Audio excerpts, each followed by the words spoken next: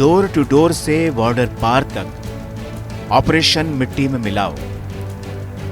आसिफ और आदिल का घर ढहा, अब हाफिज और मुनीर का गिराओ। मुरिदकी और बहावलपुर के बिल में हाफिज और मसूद को छिपाया।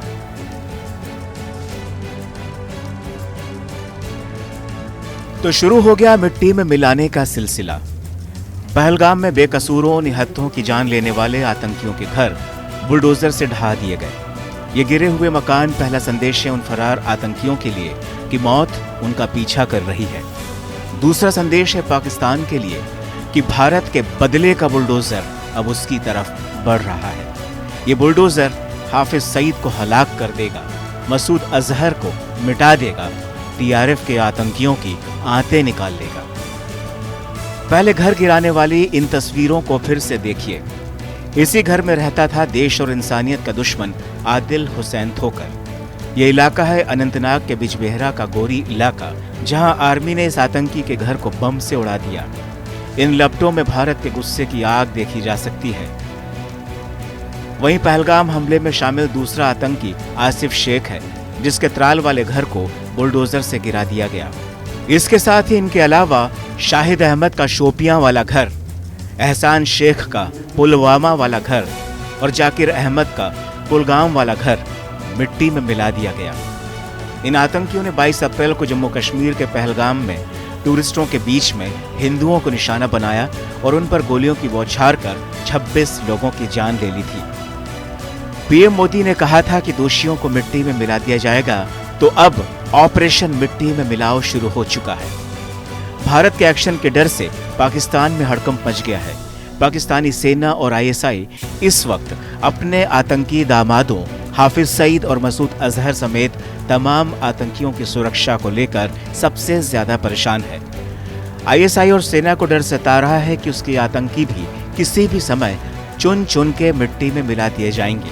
यही वजह है कि पाकिस्तान के खुफिया एजेंसी आईएसआई ने आतंक के सरगना यानी लश्कर चीफ हाफिज सईद और आतंकी मसूद अजहर को बिल में दुबका दिया है।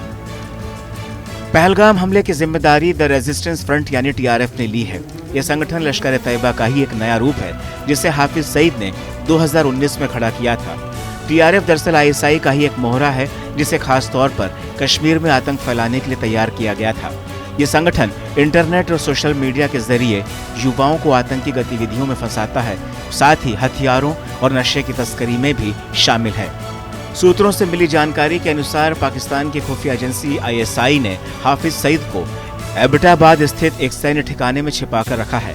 हाफिज सईद को बाहर आने की कोई इजाजत नहीं है और उसे पूरी तरह से दुनिया की नजरों से छिपाकर रख दिया गया है। इतना ही नहीं, 27 अप्रैल को मुरिदके में आयोजित होने वाला उसका एक सार्वजनिक कार्यक्रम भी रद्द कर दिया गया है। वहीं जैश ए मोहम्मद का सरगना मसूद अजहर भी फिलहाल सामने नहीं आ रहा है।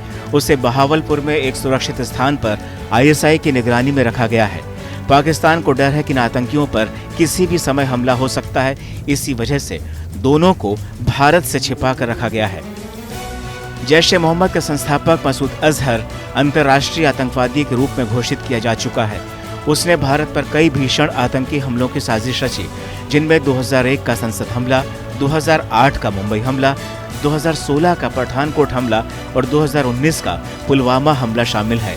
ये वही आतंकी है जिसे दिसंबर 1999 में कंधार विमान अपहरण कांड के बाद यात्रियों की सुरक्षित वापसी के लिए रिहा किया गया था।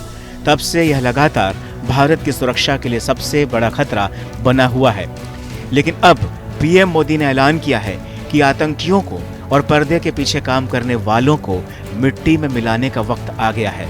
पीएम के इस ऐलान के बाद से ही पाकिस्तान में प्रधानमंत्री शहबाज और पाक आर्मी चीफ असीम मुनीर की नींद उड़ गई है।